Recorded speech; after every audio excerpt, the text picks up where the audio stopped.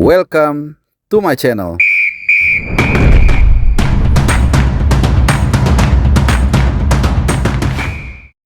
Halo, lama tidak berjumpa, mungkin sekitar 4 hari gua gak menyapa kalian. Akhirnya kita bisa bersua kembali dan bisa ngobrol, ngupdate soal sepak bola, khusus soal timnas kesayangan kita. Apa kabar teman-teman semua? Semoga dalam keadaan baik-baik dan selamat juga menjalankan aktivitas di hari Sabtu ini, mungkin dengan handai tolan, dengan keluarga, dengan anak-anak dan orang-orang terkasih ya. Tentunya ini merupakan momentum untuk kita bisa merecharge setelah 5 hari beraktivitas. Nah teman-teman semua, saat ini gue berbicara sekitar pukul 15.22 waktu Indonesia Barat, jadi jam 3 sore, 3 lewat. Kita akan mengupdate aja secara umum ya, jadi apa-apa yang terjadi, perkembangan terakhir dalam sepak bola kita. Ya ada sedikit suara bocor ya. Yang pasti ada 2 topik utama yang gue mau bahas di sini. Satu soal pemain, ada 3 pemain yang akan kita bahas di sini. Jadi 2 pemain yang liganya masih berlangsung saat ini, yaitu MLS atau Liga Amerika Serikat, dan juga J-League atau Liga Jepang. Satu lagi kita bahas soal JHS. Dan satu lagi atau gua akan update mungkin yang pertama itu soal kondisi terakhir calon tuan rumah round 4. Ya, kita semua tahu sempat terjadi dinamika fluktuatif ya, di mana Qatar dan Saudi, kawasan Timur Tengah ini agak sedikit memanas setelah atau akibat imbas perang dari Israel, Iran dan juga Amerika Serikat ya, sehingga sempat juga ada kekhawatiran bahwa tuan rumah ini akan terganggu karena ada rudal yang menyasar atau memang sengaja disasar ke Iran terlebih dahulu, kemudian dia membalas ke pangkalan Amerika Serikat Al-Udeid di Qatar ya. Tapi terakhir kondisinya sudah semakin membaik dan kita berharap kondisi ini terus berlangsung sampai dengan 17 Juli undian atau drawing di Kuala Lumpur, di mana nanti seperti yang gua sampaikan, gua juga akan hadir di sana. Kita akan langsung cari statement dari sumber-sumber dari para pelatih yang akan menjadi calon lawan kita di round 4 nanti. Kita belum tahu, dan tentunya kita juga berharap semua keadaan lancar sampai dengan tanggal 8 dan juga 14 Oktober, di mana itu akan dilangsungkan pertandingan-pertandingan di round 4 nanti. Nah, itu yang pertama ya, soal kondisi calon tuan rumah round 4 nanti. Ya kita nggak tahu, tapi dalam politik, dalam peperangan itu semua bisa terjadi dalam waktu 1-2 hari begitu ya. Walaupun terakhir katanya Trump mengklaim sepihak ada gencatan senjata, tapi Iran nggak ada gitu. Jadi kita nggak tahu juga ya. Tapi sekali lagi mudah-mudahan ini berlangsung terus damai sampai dengan nanti Oktober. Nah itu yang pertama. Yang kedua soal para pemain. Jadi gue sudah membahas juga dalam satu topik bahasan soal pemain-pemain kita yang belum mendapatkan klub ya. Ada Tom Hai, ada Nathan Choaon, ada Rafael Struijk, ada Sen Patinama, kemudian juga siapa lagi, ada Jordi Amat dan ada Justin Hapner ya. Itu 6 kalau nggak salah yang gue bahas. Sama juga satu Dean James gitu. Nah nggak perlu khawatir ya, walaupun kita juga terus memantau perkembangan mereka, tapi ini kan masih bulan Juni akhir ya, artinya masih ada let's say sekitar 1,5 bulan atau hampir 2 bulan untuk mereka bisa berburu klub ya, terutama agen-agennya akan bekerja. Justin Hapner sendiri kemarin sedang berlibur dengan ya pasangannya, ya tentunya setelah setahun penuh, semusim penuh mereka bermain di klub dan juga memenuhi panggilan tim nasional, bolak-balik timur jauh ya, tentunya mereka juga layak untuk menikmati break mereka ya, untuk mereka recharging lagi, menikmati juga jerih payah mereka, dan berharap terutama Justin Hapner, ini salah satu pemain yang sangat gua kagumi, bisa mendapatkan klub yang bagus yang membuat dia terus berkembang. Itu untuk Justin Hapner. Nah, untuk JHS sendiri, seperti tadi gue bilang di awal, gue akan bahas sedikit soal JHS.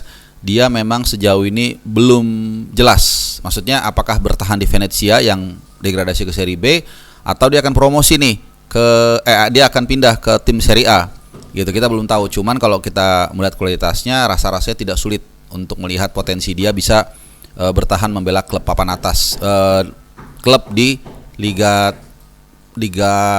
atas di Eropa lah gitu ya, dalam hal ini Serie A. Apalagi dia punya pengalaman yang cukup mumpuni di Serie A, di sepak bola Italia lah, bahasa Italianya juga bagus, dan dia sebagai pemain yang defender sangat kokoh. Jadi gua rasa kita hanya tinggal menunggu waktu kemana dia akan berlabuh di tim Serie A. Mudah-mudahan tim yang akan memberi tempat dia reguler. Ya, terakhir memang dikabarkan dia sempat dekat dengan Udinese karena Udinese sendiri menjual salah seorang pemainnya sehingga dia punya nada segar mencoba untuk menawar Jaitses, tapi harganya terlalu tinggi.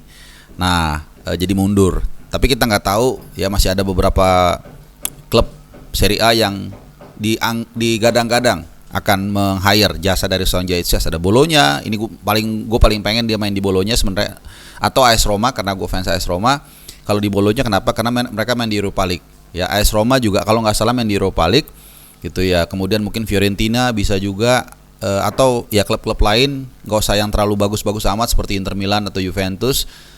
Ya senang juga, bagus mereka dia bisa ke sana, tapi kalau cuma jadi penghangat bangku cadangan buat apa begitu. Jadi intinya klub Serie A yang bisa memberikan dia tempat reguler, kita berharap demikian. Jadi masih ada waktu 2 bulan, gua rasa itu it's a matter of time dia akan bergabung ke klub Serie A. Nah, itu soal nasib para pemain kita.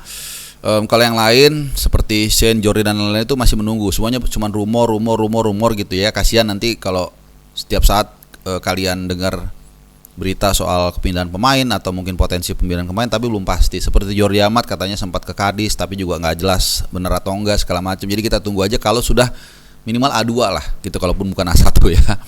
Nah, itu soal bursa transfer pemain atau kondisi para pemain kita yang belum mendapatkan klub atau yang akan pindah klub diisukan seperti Jaitses.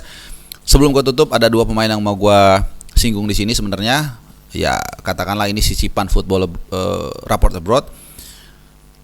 Seperti yang gue bilang tadi, ada 2 pemain yang liganya masih bergulir, yaitu Sandy Walsh di J-League dan juga Martin Paes di MLS. Nah, kita bahas yang Martin Paes dulu. Kemarin dia sayang banget ya, timnya kalah 4-2 dari San Jose ya, tanggal 26 Juni, memang sudah beberapa hari yang lalu, kebobolan 4 gol. Sebelumnya memang dia menang menghadapi Sporting KC, tapi kebobolan 2. Jadi dalam 2 pertandingan gawang Martin Paes kebobolan 6 kali. Ini cukup mengkhawatirkan, tapi yang pasti Martin Paes masih menjadi pilihan utama di bawah mister gawang dari FC Dallas ya. Jadi ini yang paling penting. Walaupun performanya ya itu tadi agak sedikit mengkhawatirkan karena 2 pertandingan kebobolan 6 gol ya. Nanti pagi dia akan kembali bermain menghadapi San Diego. Nah, kita akan lihat, mudah-mudahan dia bisa revive. Ya kalaupun timnya nggak menang minimal 0-0 lah, nggak kebobolan. Ya kita kan concern kita kan, karena dia punya pesaing sekarang yang cukup bagus, yaitu Emil Laudero yang juga baru berlibur dari kampung halamannya di Lombok. Ya ini asal Praia ya, Lombok ya. Jadi buat teman-teman yang di Lombok, mantap ya, ada perwakilan di tim nasional Indonesia. Dan yang terakhir adalah Sandy Walsh. Ini Pak Kumis, seperti yang gue angkat juga di beberapa video sebelum, di video terakhir lah beberapa hari lalu, dia sudah kembali ke bangku, ke DSP, masuk DSP ya, saat timnya bermain kalah 0-1 dari Okayama. Di situ dia dicadangin. Kemudian di laga berikutnya saat Yokohama Marinos juga kalah juga, tapi skornya 3-0 dari FC Tokyo. Pak Kumis juga ada di DSP, di bangku cadangan. Jadi 2 pertandingan terakhir sebelum nanti hari ini main nih. Ini jam 5 sore hari ini main, hari Sabtu.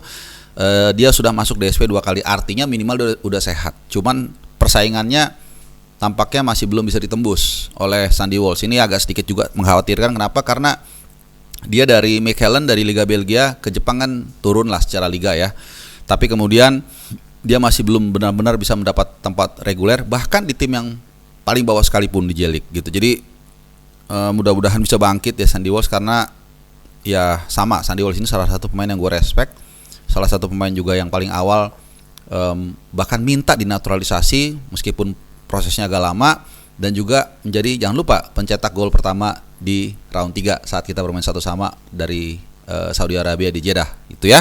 Jadi buat Pak Kumis, semangat terus, semoga bisa menembus tebalnya ya tembok dari persaingan di Liga Jepang, karena jujur kalau gue lihat di persaingan di sisi kanan ini masih sangat cair.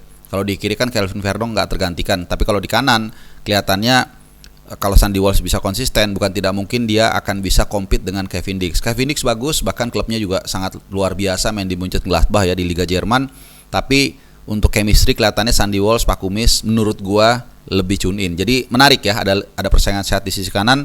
Jadi kita berharap Sandy Walsh sehat terus, bugar terus, dan juga bisa bermain reguler di Yokohama Marinos. Nah teman-teman semua, terima kasih sudah menonton video gua. Maaf gua kalau agak lama tidak menyapa kalian. Semoga kalian dalam keadaan sehat, itu yang menjadi harapan gua. Kita juga semua sehat, dan sampai nanti 17 Juli agenda terdekat dari tim nasional kita yang akan drawing. Kita akan lihat siapa lawan kita di round 4 nanti dan di mana kita akan bermain. Terima kasih teman-teman, sehat selalu ya. Adios.